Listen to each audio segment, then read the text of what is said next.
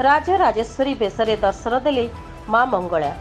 23 तारिख मंगलवार थिला चैत्र मासर शेष मंगलवार झामु यात्रा। एक मास व्यापी चलीथिबा चैती पर्वर शेष पाଳି यात्रा शेष होईची। राति 1 घटिकार मंदिर द्वारा फिटा परे मंगल आळती भितर शोध स्नान बेश चंदन लागि परे सूर्य पूजा बल्लभ नीति करा जायतिला।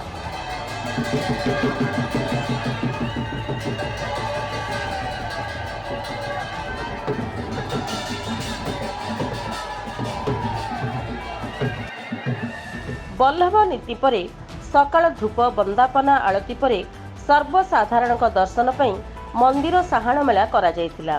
भक्त माने उत्तर और सिंहद्वार दे मांकर राजराजेश्वरी बेश दर्शन करथिले।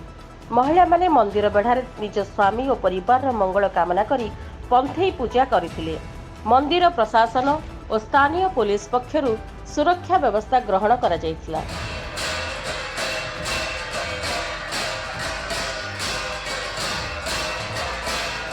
सेहीपरि मां मंगलांक प्रसिद्ध झामु यात्रा उपलक्षे मां कलरई चैरिटेबल ट्रस्ट तरफ निःशुल्क खाद्य और पानीय जल जोगाण कार्यक्रम अनुष्ठित हो जाइछि।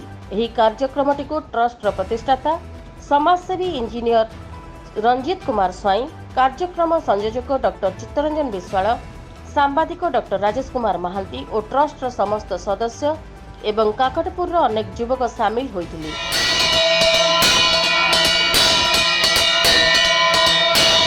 झामु यात्रा देखिबाकू आसीथिबा सहस्राधिक श्रद्धालु माने एही शिविररू पुष्टिकर सुस्वादु भोजन ग्रहण करी आत्मसंतोष लाभ करथिले। ट्रस्टर स्वेच्छासेवी माने एही कार्यक्रमटी को परिचालना करथिले। 3000 लोकंकु एठारे खाद्य और पानीय जल जोगाई दिया जायथिला। Bureau report, PS news Bharat.